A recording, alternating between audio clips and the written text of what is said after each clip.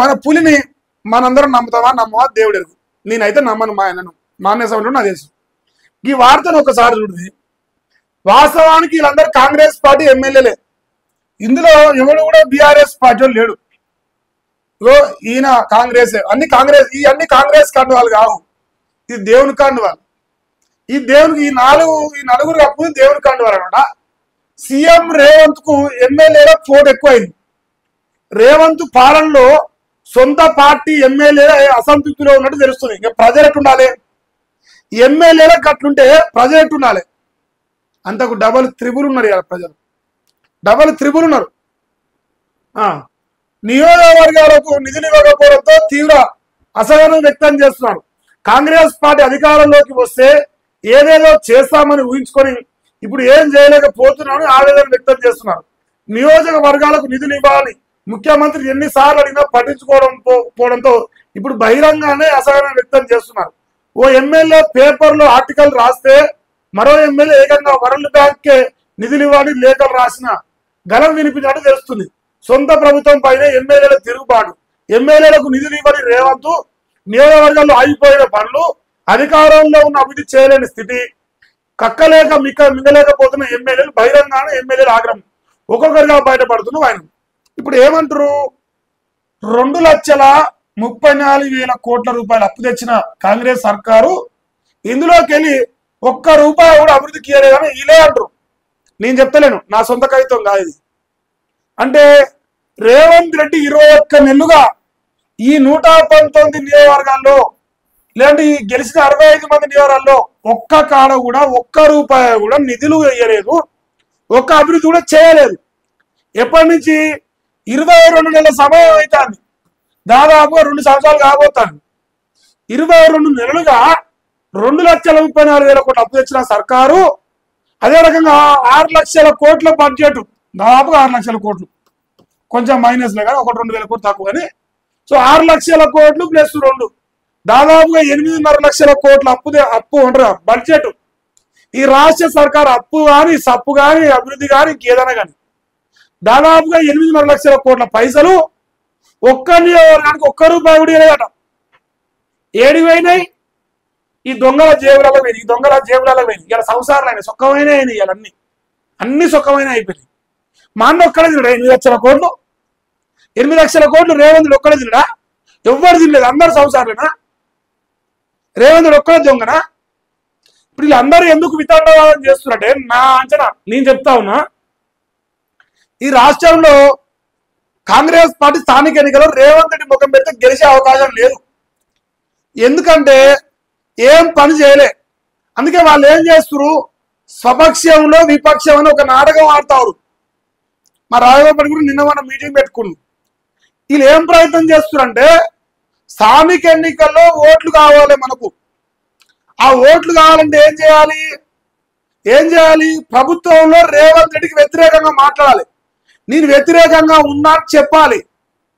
వాళ్ళ సొంత నియోజకంలో వాళ్ళ కాంగ్రెస్ పార్టీ పట్టును కాపాడుకొని వాని ఓట్లు పోకుండా వాడు కాపాడుకోవాలి. ప్రభుత్వంపై ఉన్న వ్యతిరేకతను తన పైకి రాకుండా ఆపుకోవాలి.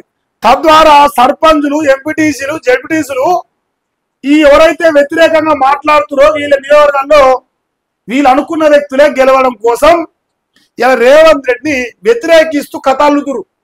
ఇది సినిమా. నిన్న మన దానికి ఇదే రాయకోబట్టి బండ బుదిలిచిండు. ఎంత వస్తే అంత ఆరి తోరి అన్ని కొట్టిండు. ఇవాళ ఆయనే సుధపూస అయిపోయాడు. పత్తిత్తు అయిపోయి మా ప్రభుత్వం గత ప్రభుత్వం ఇచ్చిన హామీలను నెరవేరుస్తుంది అని కథలుతురు.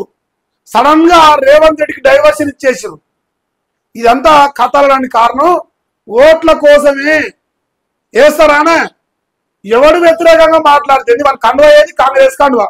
వాడు ఏ పార్టీ? కాంగ్రెస్ వాడు. మరి ఎవరైతే మనకేంది?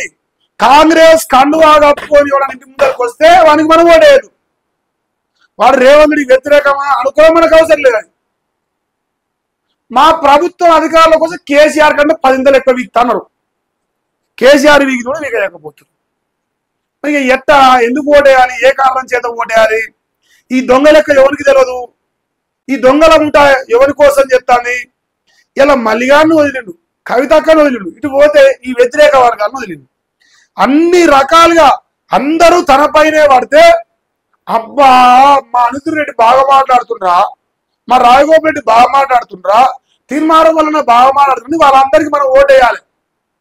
వాళ్ళందరూ పోయి రేపు ఏ దొడ్లో పడతారు, రేపు కాంగ్రెస్ దొడ్లో పడతారు. అది గమనించారు ప్రజలు. అది గమనించి ఇలా దొంగ లెక్కలు మొత్తం బయట పెట్టి మీరు అర్థం చేసుకొని 2 వంగలు తిరిగి రేపు స్థానికంగా ఓడగొట్టి పీకి పరేరి కాంగ్రెస్ పార్టీ. ఇంకా చూడరా, రేపు అరవిందో ఫార్మా కంపెనీ తగలబెట్టాలని ఒక ఆయన, నా నియోజకవర్గానికి 100 కోట్లు ఇవ్వాలని ఒక ఆయన వరల్డ్ బ్యాంకు లేఖ రాసింట. తర్వాత పార్టీ ప్రభుత్వం కంటే నాకు ప్రజలకు ఇది పత్తిత్తు మాట, ఇత్తు మాటలు మాట అన్నారు. ఈ పత్తిత్తు మాట అంటే నాకు ఇప్పుడు బీపీలు ఎత్తా కానీ తెరిచేపారని మాట్లాడతాను. ఆయన ఆట ఇలా నల్లగొండలో కాంగ్రెస్ లో కుమ్ములాట, బీర్లాయిలే వర్సెస్ మందుల సాగదు. ఇదంతా కథ, ఒకరి తర్వాత ఒకరు, వీళ్ళందరూ టార్గెట్ ఏంది? స్థానిక ఎలక్షన్స్. ఎలక్షన్ వీళ్ళ టార్గెట్. ఇంకా ఎలక్షన్ కాకపోతే ఇంకే లేదా కలెక్షన్, ఎలక్షన్ కోసం ఇదంతా కథలు. ఏదైనా రేపు మళ్ళీ ఎమ్మెల్యే గెలవాలి కదా, వాళ్ళు రేపు ఎమ్మెల్యే గెలవాలంటే ఇప్పుడు ప్రభుత్వానికి వ్యతిరేకంగా ఉంటేనే గెలిచే అవకాశం ఉంది. ప్రభుత్వం అనుకూలంగా పోయి మా కాంగ్రెస్ పార్టీ రైతు బంధు ఇచ్చింది, మా కాంగ్రెస్ పార్టీ రుణమాఫీ చేసింది, మా కాంగ్రెస్ పార్టీ పెన్షన్ చెప్పలేరు కదా, ఇయ్యలేదు కదా. వాళ్ళు ఇయ్యలేదు అనే విషయం వాళ్ళకి తెలుసు, మనకు తెలుసు, చెప్పలేరు. కాబట్టి ప్లేట్ తిప్పిరు. రేవంత్ రెడ్డికి మేము వ్యతిరేకం, రేవంత్ రెడ్డి మేము సహిస్తాం, రేవంత్ రెడ్డి మేము ప్రశ్నిస్తాం. ఇటువంటి పత్తి తేజాలు వేసుకుంటా జనాలను పిచ్చోళం చేసుకుంటా కాంగ్రెస్ పార్టీ వైపే మన ఆలోచన ఉండేటట్టుగా డైవర్ట్ చేస్తాం. సో దీన్ని ప్రజలు అన్ని రకాలుగా అర్థం చేసుకొని కొంచెం తెలివితోని, కొంచెం సోయితోని, ఒకసారి మోసపోతే పిచ్చోడు అనుకోరు, రెండోసారి మోసపోతే కూడా పిచ్చోడు అనుకోరు, మూడోసారి కూడా మోసపోతే పిచ్చోళ్ళు అనుకుంటారు. బరాబర్ అసెంబ్లీ ఓడిపోయినాం, అయిపోయింది. రెండోసారి స్థానిక ఏమంటారు పార్లమెంట్ ఎలక్షన్లు మోసపోయిన, అయిపోయింది. ఇలా ఆ స్థానిక ఎలక్షన్ చివరి ఛాన్స్. ఇది ఒక్కసారి మోసపోతే మనంత పిచ్చోళ్ళు ఎవరు లేని లోకం అనుకుంటుంది. సో దయచేసి యావత్ తెలంగాణ రాష్ట్ర ప్రజలందరినీ కోరుతా ఉన్నా, కాంగ్రెస్ పార్టీ తప్ప ఈ భూమండలంలో ఏ పార్టీకైనా ఓటేసుకోరు.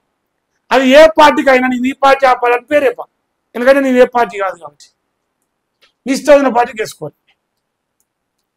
అది మల్లారెడ్డి సాబ్ వచ్చిరా, కొత్త పోలీస్ బాసు శివధర్ రెడ్డి డీజీపీగా నియమించడం రాష్ట్ర సర్కారు,